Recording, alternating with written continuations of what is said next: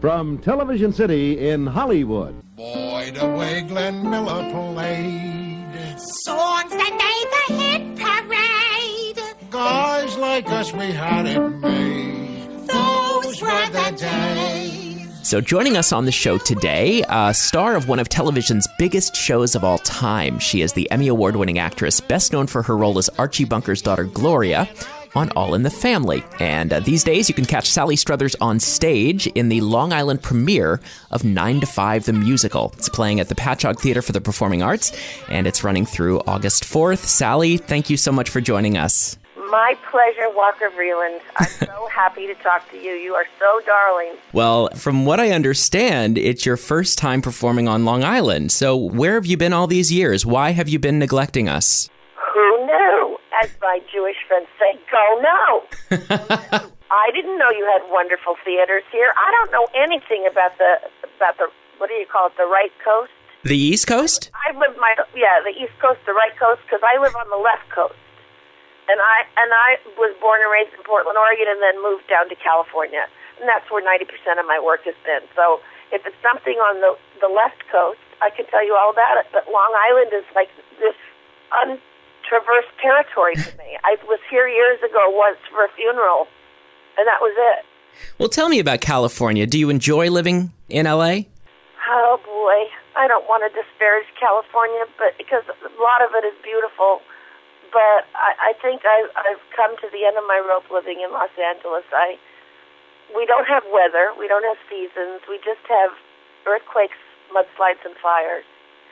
And the people that I'm around a lot that I don't enjoy being around are vastly insincere. Mm-hmm. They're looking over your shoulder to see who else is walking into the party. They're not really talking and listening to you. It wouldn't be the first time I've heard that. Yeah, I grew up with really sincere, real people in Oregon, and I like people who say, let's have lunch, and they mean it. So I think I'm ready to move away. The one thing that's kept me from moving away is that my beautiful daughter, Sam, lives there just 2 miles from my house. Well, we are so glad to have you here on Long Island. 9 to 5, the musical, features music and lyrics by Dolly Parton, and it's, of course, adapted from the 1980 film of the same name. It's a comedy about the daily grind of office life, and in the show you play Roz, the wacky office manager, who spies on all of the other employees and reports on them to the boss and is lustfully in love with the boss and can't get enough of him and dreams that he'll be attracted to her one day, and it's very funny. Did you ever work in an office before you broke into show business? Yes, Walker Vreeland, I did. I worked at the Firestone Group in Beverly Hills, California. I was a receptionist, and I did love it. I actually loved it. I loved answering the phone and talking to people and putting them on hold and writing memos and doing things in the Xerox room. I loved it. And I worked in my dad's office. He was a doctor, and I would work there on Saturdays and run his office for him. And I think office work is really fun. And I did the series 9 to 5 for Fox Television for 2 years. Oh, that's right. It was a series as well. The television series for 2 years. I think it was the first series Fox Television ever produced. This was back in 1985. And we were on for 2 years. And so it's funny how life comes back full circle, because now I'm in the musical version of it. Well, I'd like to talk about your early days, and I know you hate the term early days because it makes you feel old, but... No, I don't know who told you that or why you would say that. Do you know, I am so proud for every day I get older that I didn't jump off a bridge somewhere, or that a beer truck didn't mow me down when I stepped off the curb, or I didn't get some horrible disease. I relish every day, and I proudly tell people how old I am. Oh, well, that's good. I got that information from another interview. But in 1969, you made the film 5 Easy Pieces with Jack Nicholson. Another wonderful man. He's so wonderful. He's so dear. I hope people know that as wackadoodle as he seems in some of his movies, that what he is a good person to the depths of his soul. I mean, he's just kind. And this was his first film. It came out in 1971. What was it like to work with him? I enjoyed it. I only worked a couple of days on the film, but I loved being in it, and nobody knew, including Jack, that was going to be his catapult to major stardom. He'd done a film already with Peter Fonda and Dennis Hopper called Easy Rider, but he had a smaller part in that film. And then when he got 5 Easy Pieces, it was his first big lead in a motion picture. And after that, he was off the charts, and his career has just always stayed up at the top. Now, you had a nude scene with him. Pardon me? You had a nude scene with him, is that right? I wasn't nude. I was wearing shoes and a pair of jeans. I was only undressed from the waist up, and I was pressed hard against him. I had my legs around his waist, and we were twirling and twirling around the living room, and then he twirled me into this bedroom, and then we wound up on the bed, and then the camera went with him as he rose up off of me, and he had on a motorcycle T-shirt, and all it said on the front of it was Triumph. And he had that big, silly Jack Nicholson grin, but didn't realize until the film came out was that as that camera went with him and he rose up off me, he caught a half-a-second glimpse of my breast. And that was enough to send me into conniptions and my mother into, a coronary. Did you have a hard time actually playing the scene? In the script. Mm-hmm. It was not in the script. When I took this movie, the director came to me, Bob Rafelson, and said, I want you to do this scene with Jack where he's supposedly having sex with you, and then we follow him up with this smile on his face. This T-shirt said Triumph. And I said, well, I don't know. And I didn't have an agent. Mm-hmm. I didn't have anybody to call. Well, I don't know. He says, no, it's going to be fine. I'm going to clear the house out. You're going to be dressed. You're going to have on your jeans. We're just going to see your back. And I said, you promise? Because this is what he didn't know is I was raised in a house with my mother and my sister and me. My dad left when I was very young. So my mother taught us this huge amount of modesty. I mean, we were 3 females in the house, but we wouldn't go from our bedroom door across the hall, which was like 2 feet to the bathroom, without being fully clothed. I mean, none of us ever saw each other with our clothes off. So this was really outside of your comfort zone. Oh, my God. I jump behind a towel when my dog walks into the bed. So this scared the poop out of me. And then my darling mother, the movie came out, and I was visiting her in Portland. I was in the house I grew up in, that tiny little cracker box house. And my mother said, I'm going to see your movie. And I said, no, Mom, please don't. I'm going to go see your movie. I said, but you're not going to like it. She says, well, I'll be the judge. I said, no, Mom, please. Okay, I know, you're going, but when you come home, if you're upset in any way, please don't say anything to me because I can't take it back. Mm-hmm. It's there, it's on film, it's in movies. I'll be just devastated. Mm-hmm. Well, off she went to the movies, wearing a raincoat, a bandana, and sunglasses. Like she didn't want to be seen. She already knew it was going to be bad.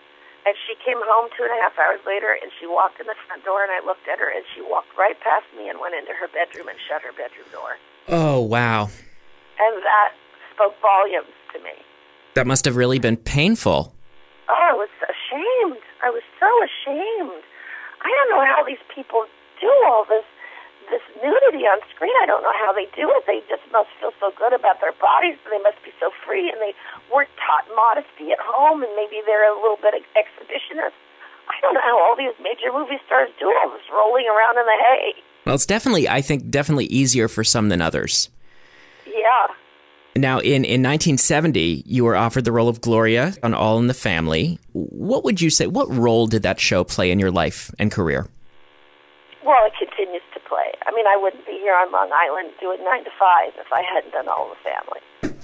Because of the fame of All in the Family and the enjoyment of All in the Family and the talking over the water cooler at the office about the episode you saw this weekend, et cetera, et cetera, et cetera.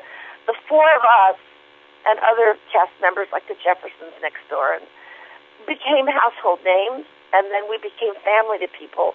They couldn't wait to see us every week. They'd turn us on. We'd be in their living room. We'd be in their kitchen. We'd be in their bedroom, wherever their TVs were. And they started to think of us as family.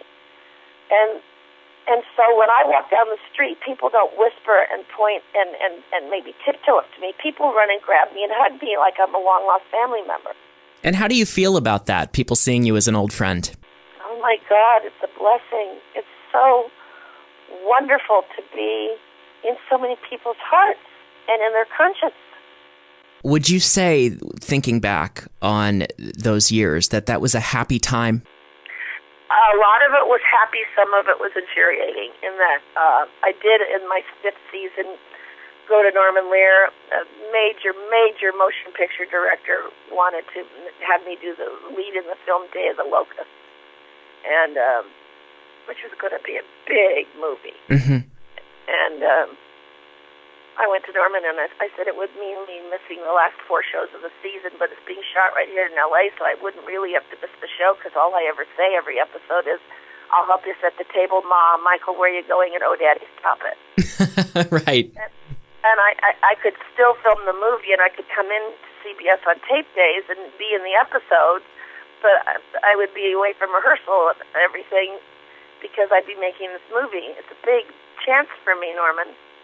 And his response was, no, I can't let you out because I have about 5 series on TV at the moment, and if I let you out for this, then I have to let everybody out every time they come to me about something, and I can't do it. It disrupts our shooting, which was a bitter pill to swallow, but I accepted it. And the next year, he let Rob Reiner out to do a film with Alan Arkin called Fire Sale.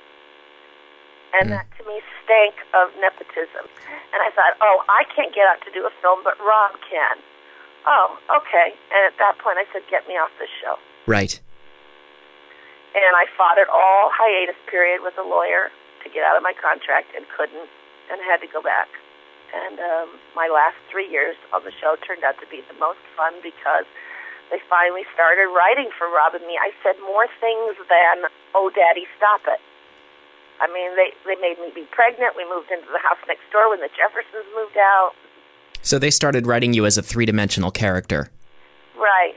It sounds like that conflict with Norman Lear was probably your least favorite memory of your time on the show. What would you say your fondest memory of All in the Family is? Every day being in that rehearsal hall and laughing. And actually getting paid to be laughing. I mean, we would sometimes look at each other and say, if they know how much fun we're having, maybe they'll fire us. Because this is ridiculous, saying these funny lines and improvising and joking around with each other and falling over laughing in the rehearsal hall. Hardly able to contain ourselves, and knowing when the 4th day of rehearsal came, we would go down to the set, and then we got to hear all the technicians laughing, the cameramen and the soundmen and the prop men. God, if I live to 100, it'll be from all the laughing I've done. Yeah. So you're also known for your activism. You have advocated for several international children's charity groups, and it's something that you've been endlessly parodied for on Grey's Anatomy and in Living Color and South Park. How do you feel about the fact that you've been parodied so much over the years? How do you make sense out of it, personally? I don't think there's anything like such as bad publicity. As long as your name is being said, it means you're being remembered. I'm sad for the people that don't understand how important it is to help people around the world, and children especially. And I, of course, then become the butt of their joking because they're more comfortable making fun of the process than becoming part of the solution. So I become the butt of their jokes, but I promise you the ones that are making fun of me have never sponsored a child. They've never donated to anything. They've never gone and read to a blind person. They've never held someone's hand as they're dying in the hospital. The people that make jokes are the least attached to other human beings. And I'm just sad for them, but it's fine with me. You can say my name anywhere you want it. Do you think working with these charity groups has changed you as a person? Well, I'm not sure it changed me, but I'm happy to know that I helped change thousands and thousands of children's lives, that I was part of the reason that help was brought their way. And that is humbling and gives you a sense of peace. Because, you know, someday you'll leave the planet and you want to hopefully have made a footprint of kindness. But I was raised that way. My Norwegian grandparents and my mother and my father were all about helping other people. When my sister and I grew out of our clothes, they were packed in grocery bags, and my mother had me run them down the street to neighbors a block down who had little girls younger than my sister Sue and me. My dad took care of patients and never cared if they paid him. As a result, when my dad dropped dead at 50 years old, he was penniless because he didn't want to charge people for making them well. So I just come from those kinds of people. So to me, it was an automatic thing to do. Oh, I'm famous now. let's see, how can I use my fame for the betterment of other people? Oh, I'm already sponsoring a child, and now they've written to me and want to know if I want to do more. Sure, I'll do more. So it gave me a chance to see the world, not the world the way people go on vacation to see it, not the people that go to Rome and France and Morocco and have a wonderful time, as well they should. But I've seen the third world countries, and I've seen all the starvation and the pain and the suffering and the flies covering everyone, including me, and the stench around them and the heat and humidity. I've seen it all. And what I've come away from it with is that you cannot kill the human spirit, that these children have nothing, but they have found 2 sticks and a rock, and they're playing a game right next to a sewage dish, and they're laughing, and they have nothing. And that tells me everything. The will to live. Yeah. Mm-hmm. And the will to find more than the will to live. The ability to find joy in an activity with a stick and a rock. Yeah. Smoky Mountain outside of the capital of the Philippines. And Smoky Mountain, as it's referred to euphemistically, is miles and miles of a garbage dump that is on fire at all times and that is always emitting putrid smoke. And it envelops you, and after you've gone there, you have to throw your clothes away. It won't come out of your clothes. And you stand in the shower for hours trying to get it out of your nostrils. And I saw these people that live on top of the garbage, and they poke through it all day long to try to find things to sell. And I saw a box across the way, and I could see there was a dead person in it. And I said to my friend Charles Gregg from Christian Children's Fund, could you go over there and find out what's going on over there? Those people who have nothing found the body at the garbage dump that had been dumped off. The man had been in a fight in a bar outside of Manila, and he had been murdered with a knife, including his nose had been cut off. No one knew who he was, so he was dumped with the garbage at Smoky Mountain. And those people who had nothing built a box for him and gave him a funeral. Wow. There's goodness everywhere. What is next for you? What do you want to do that you haven't done yet? Oh, I think I've done everything. I just want to get home and make my 33-year-old daughter sit on my lap. My Scotty dogs on either side of me, pushing into me, bobbing bananas, and I want Sam on my lap, and that's nirvana. In my house with my daughter on my lap, my dogs on each side, and going to bed in my own bed. I can't think of anything better. It sounds wonderful, Sally. Well, this afternoon I've been speaking to Emmy Award-winning actress Sally Struthers, and right now you can catch Sally on stage in the Long Island premiere of 9 to 5 the Musical at the Patchogue Theater for the Performing Arts, and it's running through August 4th. Sally Struthers, thank you so much for joining us today. It's been lovely. Thank you, Walker Vreeland. You are the best interviewer. You sound like you're 12, and I have a feeling you're going to wind up being the next Walter Cronkite because you are so smart. Oh, I really appreciate that, and it has just been wonderful talking to you today. Okay, my honey. Best of luck in the rest of the run. Thank you, and thank you to all of the listeners of WBAZ 102.5 FM. Wow, thank you for listening to Walker and me chit-chat. Thanks, Sally. Bye. Bye.